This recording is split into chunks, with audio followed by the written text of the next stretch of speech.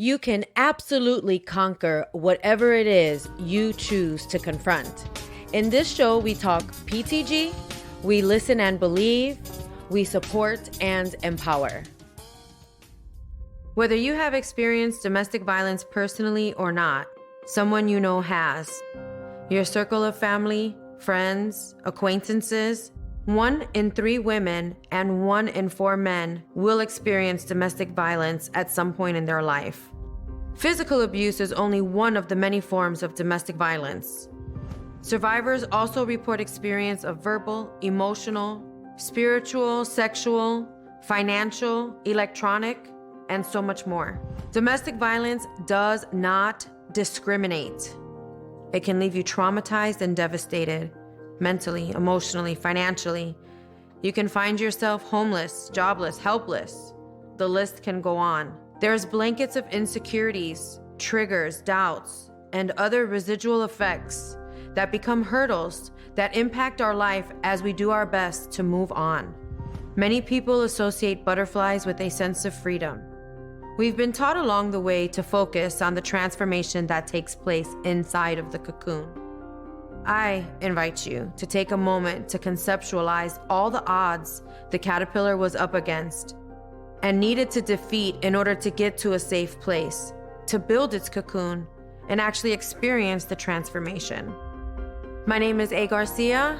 I am a mother and survivor of a double attempted homicide. Now, I'm dedicating my life to take yours to the next level by experiencing post-traumatic growth to begin a new chapter in your life. Let's get started on this journey together. Confronting Domestic Violence is a 501c3. All contributions, volunteers, and sponsorships are welcomed. It takes a community to make a difference. Nobody should suffer alone. Please scan the QR code. Hey, Garcia here, and thank you for tuning in. What we cover here is not intended to ignite any triggers. For what you want to conquer, you must confront. So, welcome to Confronting Domestic Violence. Today, I have a woman that is wonderful and beautiful in every way imaginable. She has exposure and experience that she is willing to openly share with us. And without any further ado, I would like to welcome Kathleen to our platform. Welcome, Kathleen. Thank you, A. Garcia. Thank you for having me.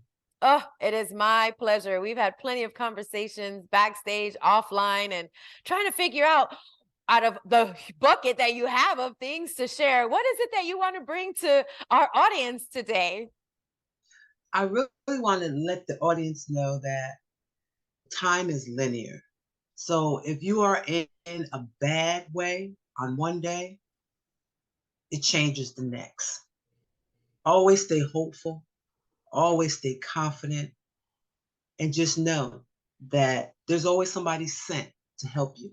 You just have to look around. That's right. That's right. And time is the only resource that's not recyclable. That's the truth. You do get many chances every time that hand moves, you know? That's right. That's right. And I think that's the beautiful thing is every day we're slated with a blank page that we can write on and create ourselves. That's right. New stories, new adventures, new living. Just because just the mere fact that you were born is your birthright to do whatever you put.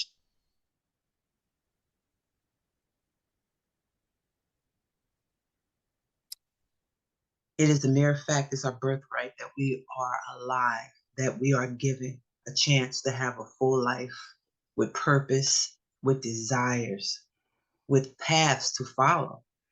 Don't never undercut yourself because you're put in a bad situation. There's always a way out. There's always a way out. We are here for a purpose. And there's always people here to help you. You just have to look around. That's right. That's right. Kathleen, you have so much to share. You're like a wealth of information, resources, just wisdom in general. Honestly, you have been through a lot and you're doing so much to give back, which I applaud you for. And my definition of that is post-traumatic growth. Those that have heard me for some time now, they know that's what I'm all about. And I love that almost everyone that has gone through such trauma in their life comes out on the other side feeling positive by the way they're giving back and helping others. And that is something that I am just so profusely grateful for.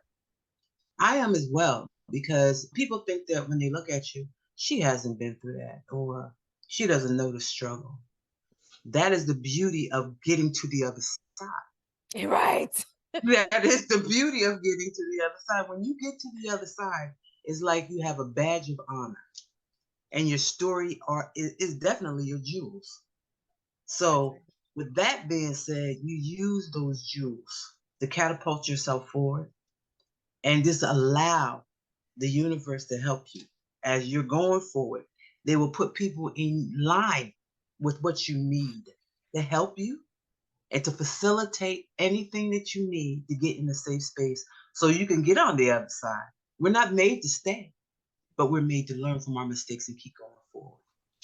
That's right. That's right. And I cannot wait for you to share your story so it can be a resource to our listeners, because I really do believe that our stories can be a resource that can provide wisdom or even save a life. Is if they're going through something and they remember that they heard somebody else's story, it's, oh my gosh, I recall this. It's so many times that a person's story can actually become a life-saving resource for somebody else. And if it may not be right now at this second, it can definitely be later on in life when they're exposed to something and they can remember, oh my gosh, I heard this somewhere. And I remember this woman was saying XYZ. And now they have at least some sort of insight and some understanding, and then know, what to do or where to take their issue or concern or questions from there. Again, I just thank you so much for having the courage and the desire to be here and share what you're willing to share. So please, wherever you want to get started. Um, and thank you again for having me.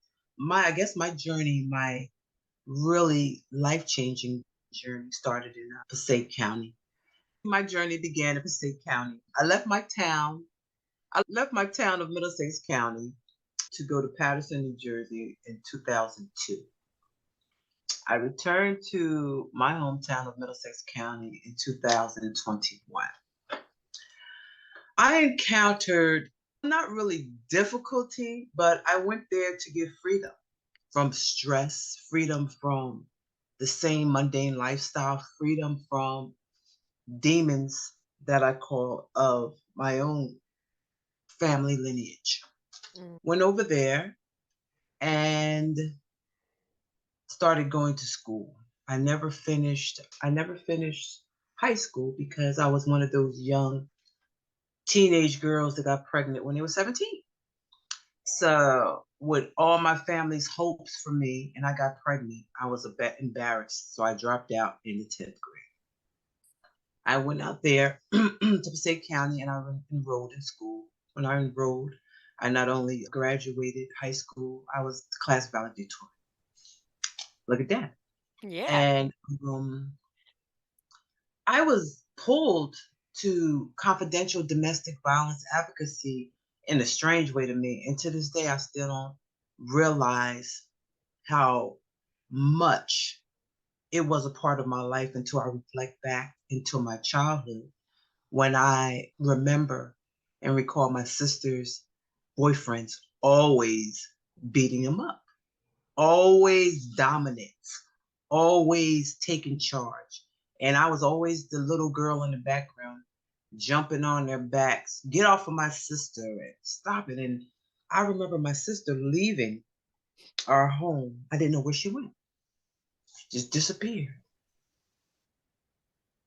Without any communication? My sister disappeared and I didn't know where she was at. Years later, I found out that she went to a safe house in Cape May County to get away from her boyfriend, which was her husband by then. She was always battered. She was always bruised. Her face was always beat up. And in my mind, I was wondering, why is she staying in a situation like that? And she doesn't have to say.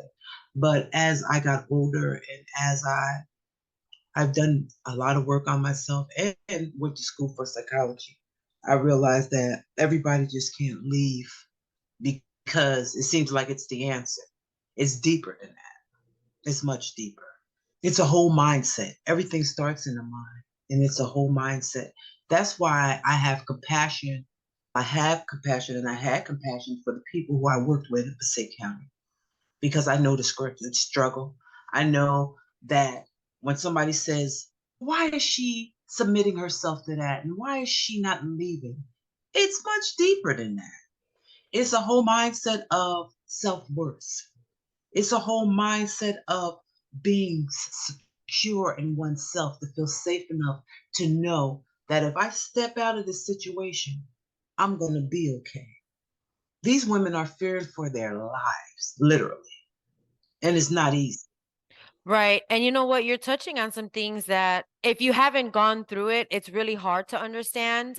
And, what you're saying as it relates to the mindset, not only the mindset to know that, you don't belong there, but the mindset of reversing all of that negativity and all of the conditioned behaviors that whether they were covert or in your face, it after a certain amount of time, that's what you've gotten used to, that's what you've acclimated to. Now that's what you expect, that's how you flow.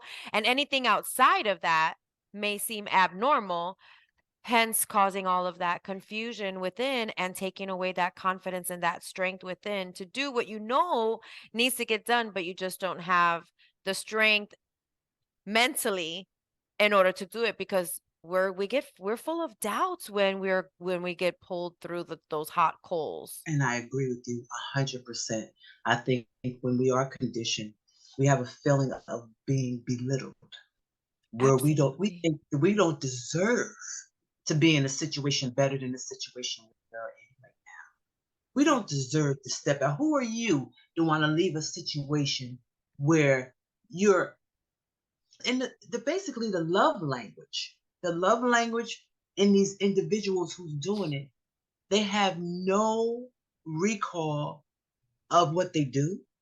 They are demeaning to the human spirit. It Mm. seems like they are sent to make you feel lower than dirt. So you can stay in that situation. Some of them says nobody's gonna want you if you leave me. I love you. And like you said, the conditioning since birth that make us feel like we don't have any self-worth, that we're not worthy of what's on the other side is already embedded in us. Like you said, it's like a breaking of a chain that has to occur within us that's going to allow us to move forward and step out on faith to say, when I step out,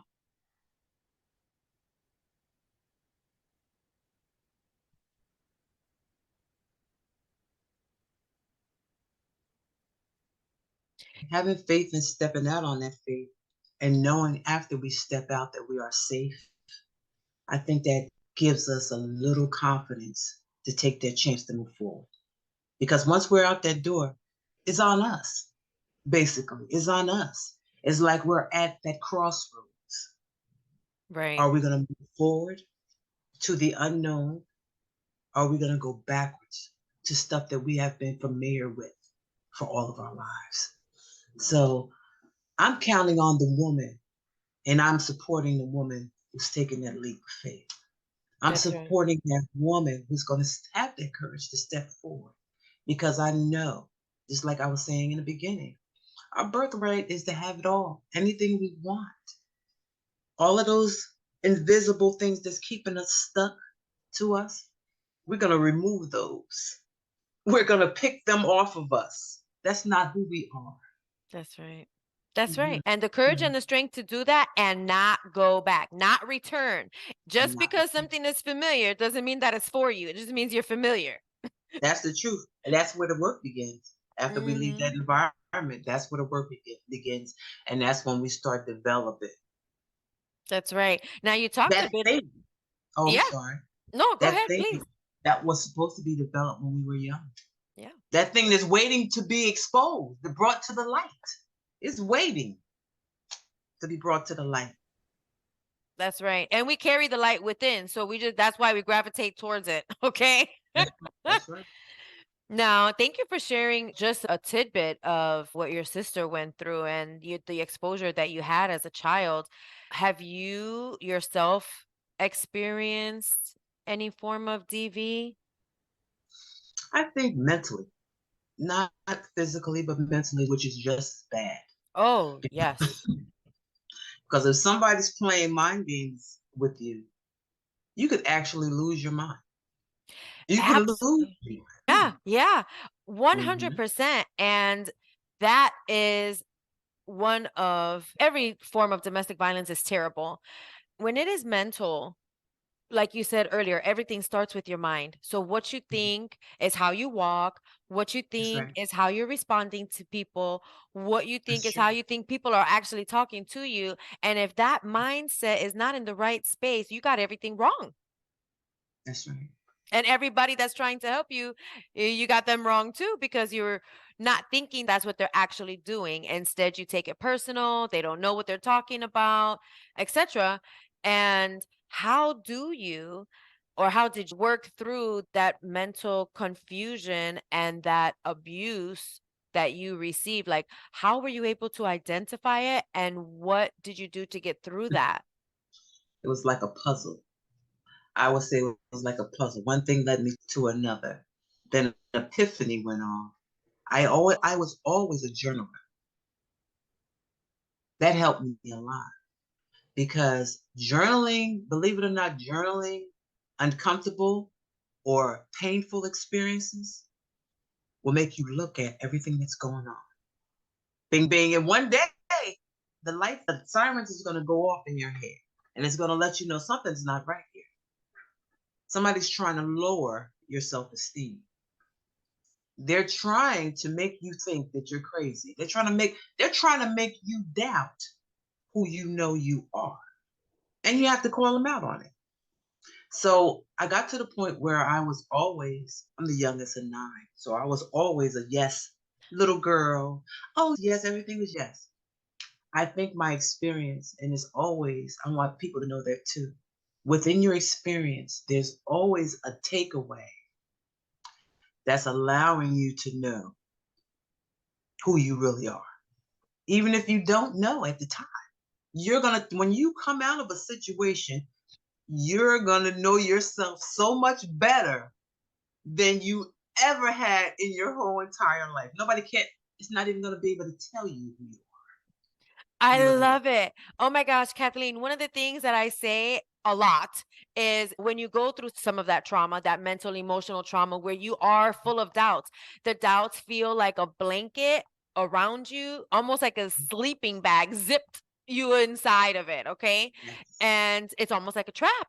And when you come out of that, even if you are not quite sure or you can't really identify who you are to the core, you surely know who you're not, which still means you know who you are. So, however you look at it, I know who I'm not. So, that means this is who I am. That's right. And I was getting beat in my head a lot with that. It's because they try, and I'm speaking about right now, speaking about my experience, I'm speaking about narcissistic relationships. And they try to tear you down by telling you you're not this or you don't do that. One day, something came up inside of me, and I think I found my voice. This voice that has been stifled for so long. And I looked at him and I said, I'm not that, what you're saying. I'm not that at all. I'm this. Why are you trying to convince me that I'm that? So that was the beginning. I think that was the beginning of my epiphany moment that, okay, this guy's trying to tear me apart bit by bit. Mentally That's and emotionally. Yes. mentally and emotionally, wanted me in the house all the time, didn't want me to go out. They knew I struggled with my weight, was always food. Oh, they'll buy me food. They'll Hmm. buy me sweet sweets. Stay in. I want to go work out. No, why do you want to go? Yeah, it was that. Yes, it was that Wow. bad. And see, Yes, and here's the thing is that it's silent. It's covert. Like you don't realize it until it gets to the point where you're like, "Wait a second, I need to stand up for myself because I'm not a yes, turtle, I'm a human." And this guy's telling me I'm a yes, turtle. So I'm just yes. making light of that. Yeah, It's I telling know you what you're saying. everything that you're not. And it was just like that. And it was like, okay, why? It got to the point, why are you going out dressed up and you want me to stay in the house? It was getting like Mm. that. So I was like, it was something, as the days went by, it was never resonating in me the way it's supposed to. It was like, I'm miserable. Because you're in love. but I'm miserable. I don't care how much he goes out and gets paid and he wants to shut me up by having an argument, then he'll go and buy me something. Mm. That's mind games. Yes. Yes. So eventually I got to the point where it didn't take me much courage. I got to the point where I said I'm done. And at this point, I had went through almost 11 years. Wow, that's a long time. I know. And this is the funny part. And it's not funny as in haha funny, but funny Right. as in weird. I tried to leave him and it was like it wasn't time yet. So whatever lesson that I was supposed to learn before I stepped out that door, it had to be just like you said, solidified. It had to be where I wasn't going to return. It has to be where this voice, this newfound voice that I found was not.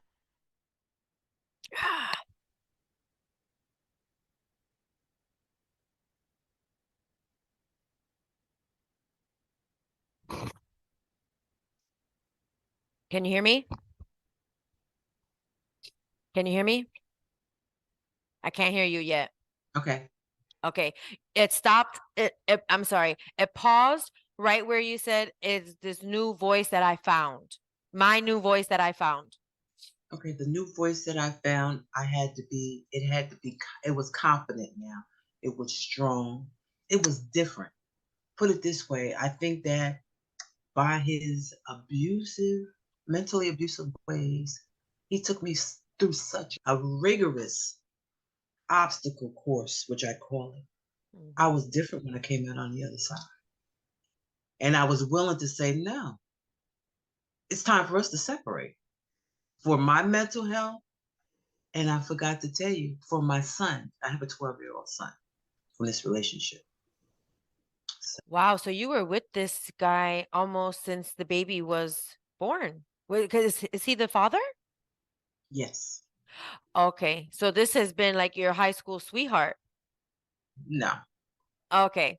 I was just basing that off of the story you had, how you shared the story earlier where you were 17 and got pregnant while you were in high school. So that's Oh why I no. asked that. I'm sorry. This was a gentleman I met in Passaic County. Really a positive person. They always come off like that. Yeah. Until the mask fell. And when the mask fell, I seen the real person. That's how they work. They put on a facade and they wear masks. If you're religious and I go to church, so do I. I like this, so do I. Oh, I like sunsets in the morning, so do I. I'm a morning person. I am too. So they try to appease every piece of you, everything you like or desire, or anything you.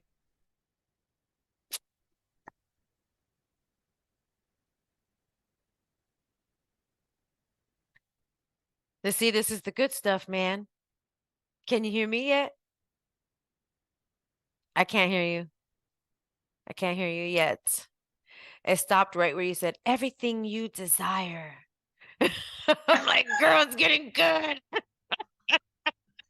Okay, you're back. Gosh, okay. Hey, at least we're making this fun, we're not like All right, where was I at? because you said that they'll tell you everything that you desire. Yeah, they'll tell you everything that you desire and everything that you ever like. They are the same. Mm-hmm. To get in your world, to get Mm-hmm. in your space. That's And right. then it always takes at least about 2 to 3 months for the mask to fall off. And when that mask fall off, it's like you're seeing a totally different person. You're not even going to recognize this person. You're not going to recognize him. And as you was going along and you was being mesmerized and you was being dated and you was being all the good restaurants, he had at least two people in the background. It's like they take on different personalities, covert, overt, different personalities, and they live different lives. I found out the most about narcissists. I think I went on a whole sabbatical reading books, being guided to people who.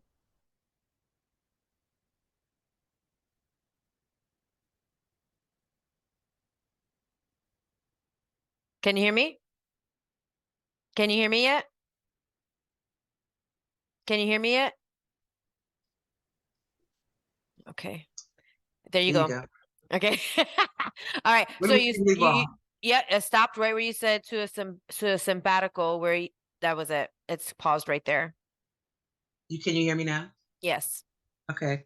I said I went through a whole sabbatical of reading books, being guided to people with the same situation as myself, and being guided to Instagram groups where people was headed up on how to do different things, how to stay away from them, which they call no contact, Mm. how to co-parent with the narc, how to keep it simple so you don't get yourself all worked up because their idea of getting in contact with you is not for the child. It's to get you all worked up and upset. They pick and they poke and they pick and they poke. And they're energy drainers. They'll suck the life out of you. Once you finish a conversation with them, you're depleted. Yeah. So I learned a bunch of things in regards to that. And when I left, that's when I came back here to my town of Middlesex County. I live in Middlesex County. And I'm in more peace than I've ever been before in my I am so happy to hear that. That is the light. That is the light. Peace, there is no price you can put on peace. And you had said something life. that I want to just dig a little bit more, if you don't mind, when you said you felt it. And when you say you felt it, can you explain to our audience some of those things that you felt so that if they're feeling some of those things, maybe they can recognize that they're with a narcissist or with somebody that is tearing them down or breaking them apart mentally, emotionally? If there's anything that you can share that you is tangible that you felt, like a Sure. trigger almost maybe. There's going to be a bunch of triggers. There we go. We can start there. Yes. One thing I noticed that they'll say things to offend you. And then after you call them out on it, I was just playing. It was in jest. They will, like I said before, call you out and comment. Let's just say hypothetically, comment on your weight. And then when you try to do something about it, they don't want you to do it. They want you to stay basically under their wing. They Stay want you in. to they I'm want you to stay under your wing, under their wing. They want to make you. They want to demean you as much as possible. They really don't like you. I That's what think I was they're gonna really. ask you. I I'm think sorry. they're really separated from their spirit. I think their spirit is dormant because we all have spirits. So I can't say. Some people say their spirit is. They don't have a spirit. Some people say they're demonic. Some people say they was never connected to God. I don't believe that. I think that something traumatic happened to them when they was little that disconnected them. Okay. So they basically, what I would tell your listeners, they basically have no emotion.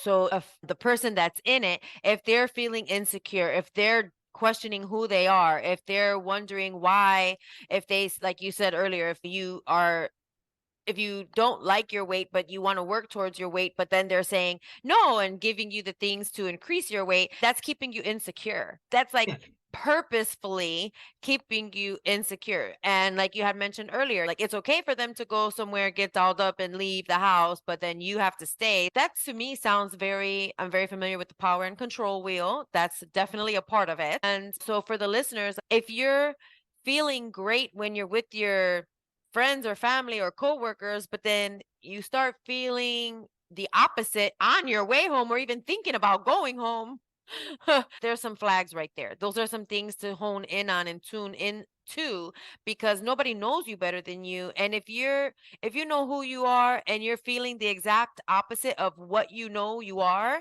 then these are the things. And crying continuously, constantly, that's definitely a tall tale sign, is what I like to call it.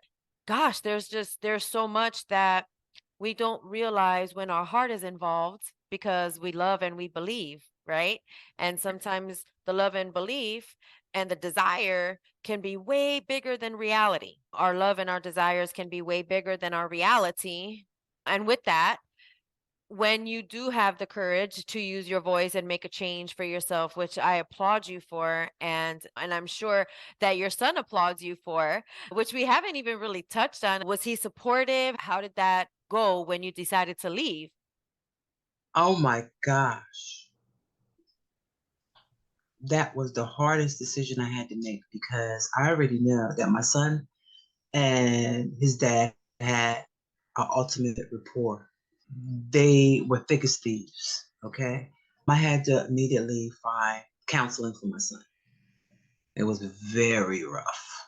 He couldn't process the fact that, like you said, he's been in the house with him ever since he was born. So he's 11 years old and now we're separated. So he didn't understand it on one hand, and then on the other hand, he didn't like the way his father treated me, but he loves his father to death. So for a child to wrap their mind around both concepts at the same time, it's hard for him, I think. My son is honor roll.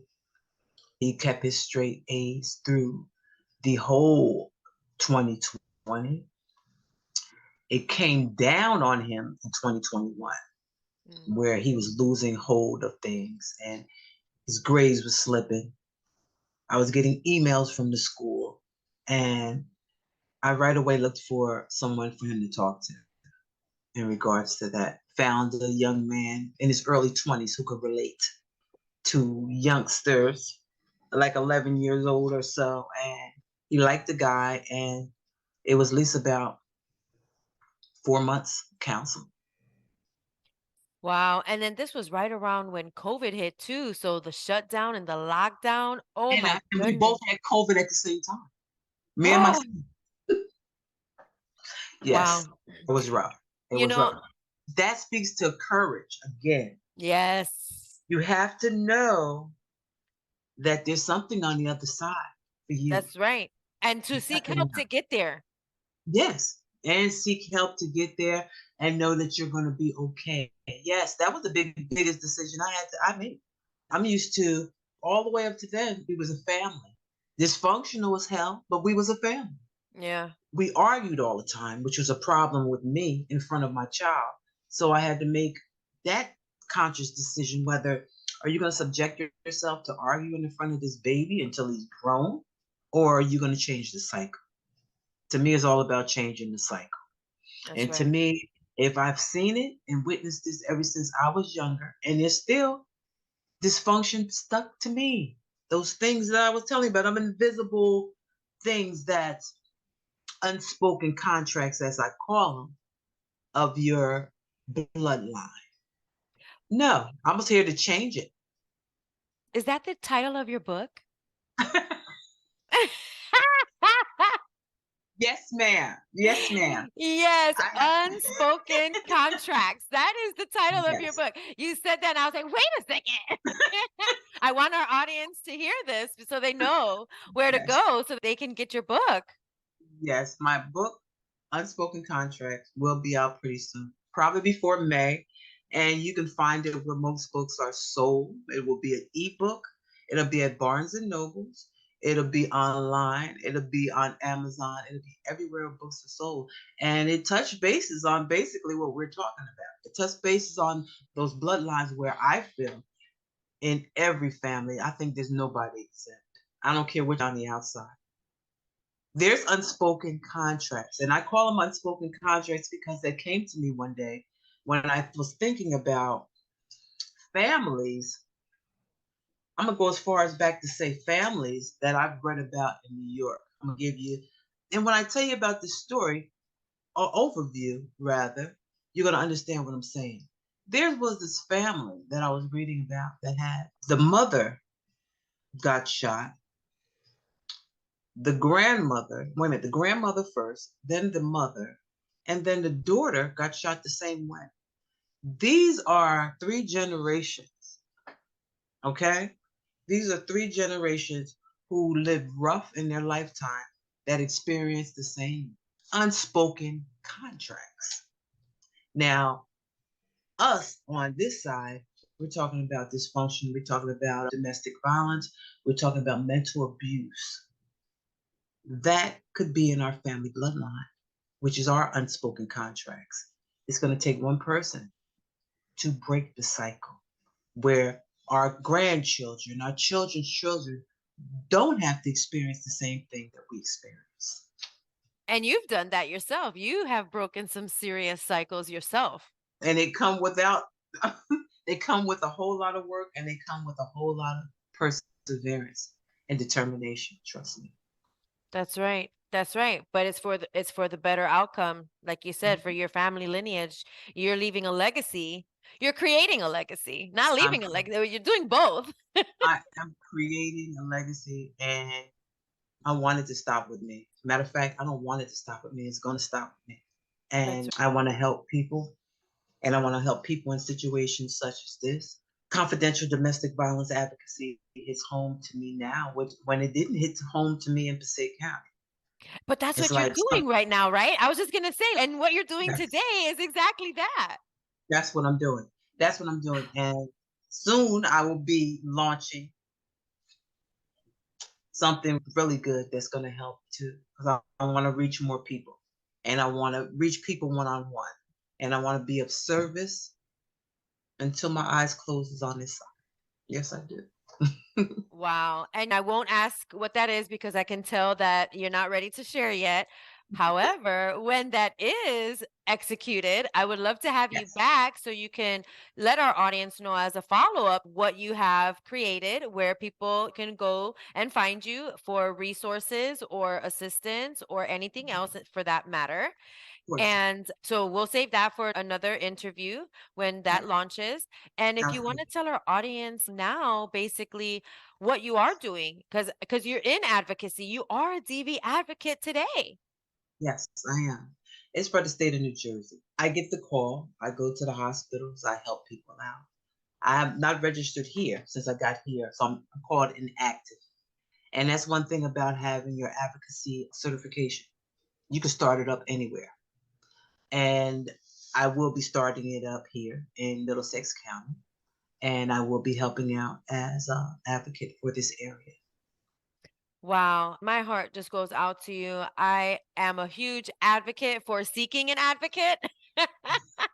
I haven't shared my personal story because I'm the host, not the guest, but it took me over 1,000 phone calls, Mhm. over 16 months to find an advocate. I literally called, when I say over 1,000 calls, it's like 1-800 numbers after 1-800 numbers. I just kept getting referrals to other organizations, other numbers, and Right. that's how long it took for me to find Mhm. an advocate. And once I found the advocate, oh my Mhm. gosh, the knowledge that the advocate has.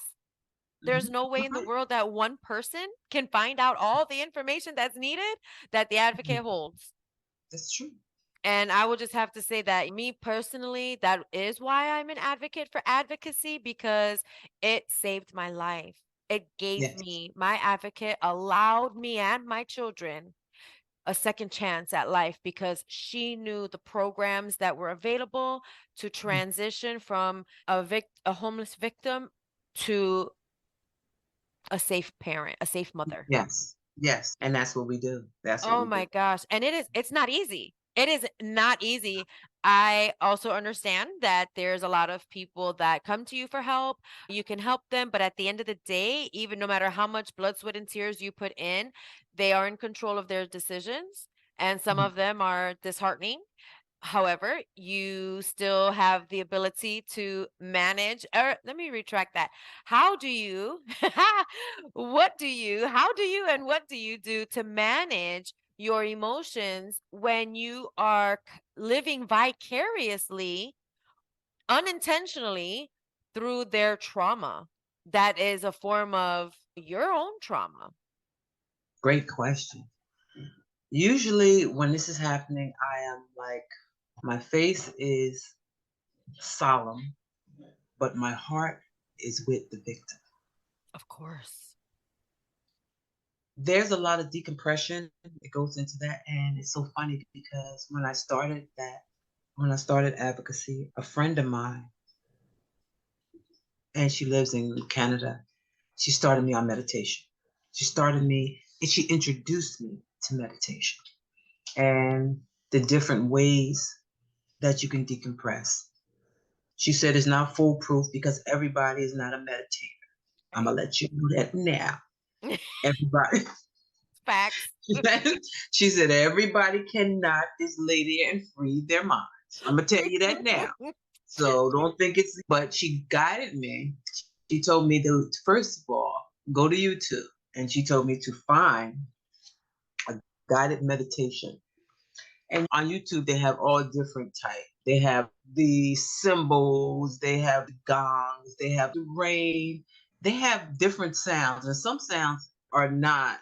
They don't go with you. Some sounds you'll listen to and you'll be like, "Oh no, that's making me feel uncomfortable." But then you'll find your sound, and then you'll be like, "Okay, this makes me feel relaxed." And I found me a sound, and I put my earplugs in my ear, and I laid backward and I did my cleansing breaths and I kept feeling my breath. She told me to continuously paying attention to my breath. Don't think about the doorbell ringing, the air in the room. She said, just focus on your breath.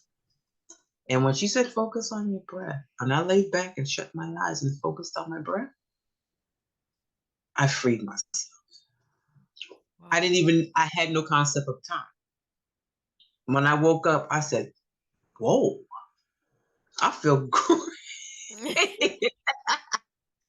Said I feel great. So that helped me. There's other ways of decompressing. There's some people like silence. Like me now, I changed a lot. I don't even have my TV on.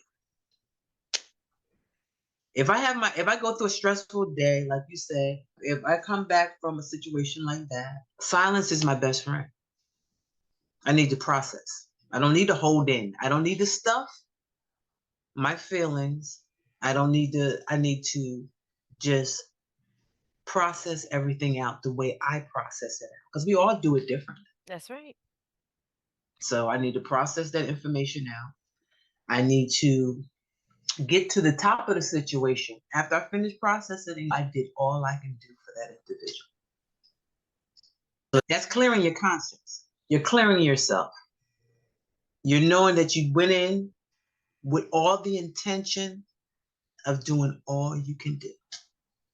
And thank you for sharing that because I don't think a lot of people get to see or even really think about what advocates really do carry and how they balance that out because even friends or coworkers or even family members sometimes won't help a victim.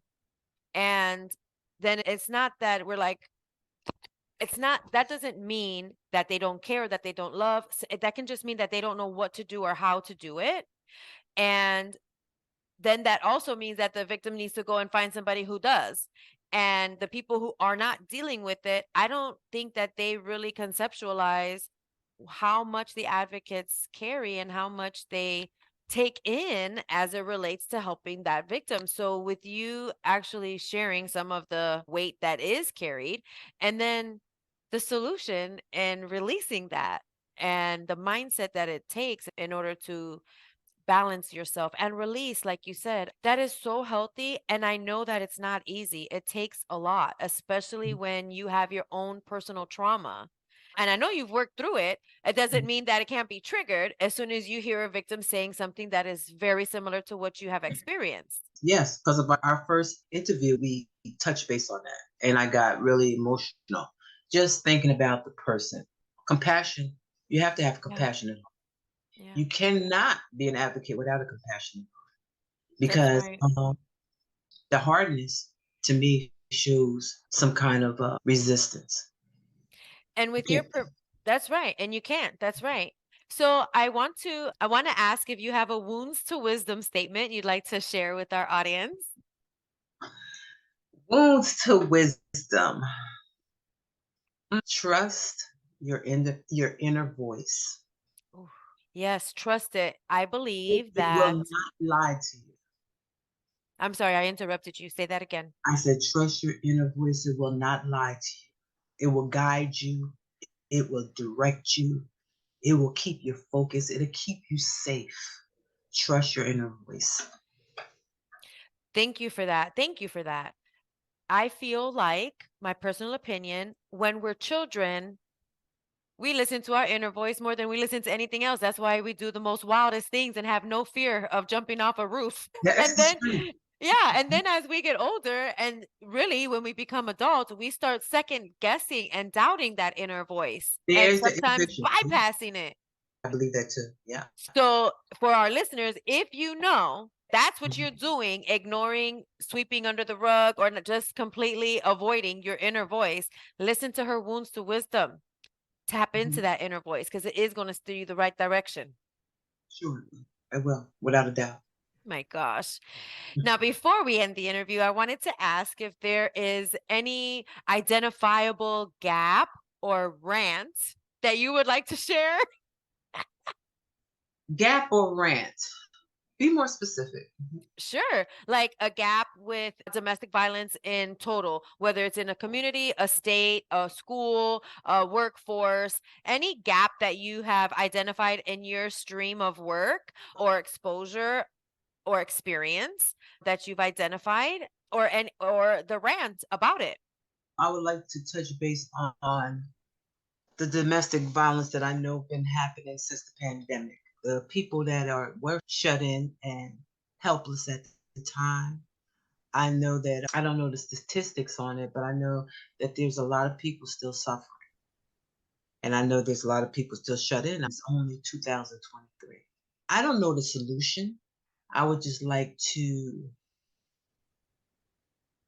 have an online call to healing for these people so they can come out. I would like to create a safe space, which we're speaking about it in little increments, a safe space so they can come out of that house. I want them out of that house. I want them in a safe space. I want them to get help. I believe the longer they've stayed in there, I believe that they are really afraid to come out now more than ever. The conditioning started there during the pandemic, and I think that it has got too heavy. So I would like a call online platform to open it up.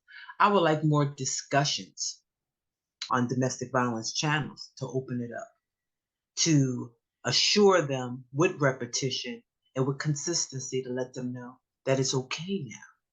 It's fine. Come out. It's okay. We got you. So that's my little rant because they have been on my mind for over a year now, to be honest with you, because I thought about them during, even with my own COVID, I thought about them. Oh my God, nobody can move. How are these families? What's going on behind these closed doors? How are these families surviving like this? So it's something that's really penetrated my heart, which I'm going to really make some progress in bringing to the light. And you've already started just by being on this platform right here. This is confronting domestic violence and I bringing know. awareness and I know. identifying and coming together because what you're saying right now sounds very similar to like the prayer lines that they have. People can call in, Yes. request a prayer, say a prayer, give a prayer, and all that kind of stuff. And having a hotline like that for people that are in it and borderline not they want to get out but they're not sure, something like that can be so extremely helpful. Yes, it So will. extremely I think helpful. so too. I think so too. Oh, yeah. Yeah, you're going places and you're already laying out the foundation, honey. So I Well, I'm love glad it. to lay. I'm glad to lay it out with you. I'm glad.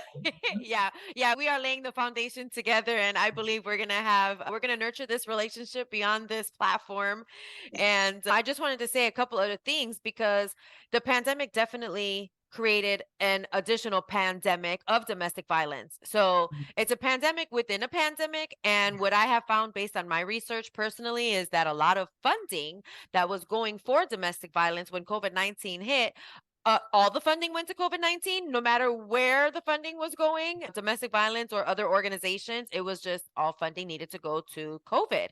And so when you think about it, where not just the adults are now working from home, but then the kids had to do school from home. And if there was already an unhealthy, toxic environment between the adults and now the kids that were normally woohoo in school and not anywhere around that, now it's like the whole entire family is in that environment. And I feel like I'm going on a rant right now, but I am. But I just want to share with you that one of the visions Confronting Domestic Violence has is reaching OSHA, because see, OSHA already has a mandated workplace violence policy. And if Mhm. we can just incorporate domestic violence into that already mandated policy, because see, more than 50% of workplace violence is actually domestic violence spillover. More than 70% of workplace homicide is domestic violence spillover. I believe it. So so why Mhm. that's not incorporated yet is beyond Right. me, and that is one of our visions, is to go to OSHA and see what needs to be done and if it has to go through legislation. However, it just needs to be incorporated. It's already a mandated policy. And then of course, I carry on a little bit like, what good is a policy without a program? We need to have a That's true. program. That's right. That's right. That's So right. yeah, so then if you don't have a place to clock in and you have to work from home, there OSHA should have something there for you. Absolutely. Absolutely. I agree 100%. Yeah. Yeah. I really appreciate your time today, all that you're doing to give back. Thank you for sharing your story, your exposures. I know there's a lot more. This is what you chose out of your bucket today, but when I have you Mhm. back to celebrate your launch and have you like talk about it and give the links and all the information where to find you Yes. for that, we can come up with another topic out of those buckets. And Okay. if you want to tell our listeners today if you have anywhere they can find you now, and again, just rename your book again. Okay. My book is called, look, I forgot the name of my book. Unspoken Contracts. Unspoken Contracts. I am launching a podcast called Cathartic Conversations. It will be out soon. And look for me on YouTube. Look for me on Instagram. Look for me. I'm going to make an announcement through Miss A. Garcia. We will be launching pretty soon. And hopefully we can help a whole lot of people that's in trouble. Yeah. Yes, we will. And I will definitely make sure that I caption your places that you just mentioned, the cathartic conversation and the title of your book. All of that will be on caption below our faces when this launches to our Thank you. producers. Oh, thank you Absolutely. very much. Mhm. I am so excited and elated, so privileged and honored to have you here today. And I look forward to having you back. And congratulations. Any support that the community can give you, like you said, reach out. I will. I will. Thank you so much, Ed. Thank Yes, you. thank you. Have a wonderful day. You also. Confronting Domestic Violence is a 501c3. All contributions, volunteers, and sponsorships are welcomed. It takes a community to make a difference. Nobody should suffer alone. Please scan the QR code.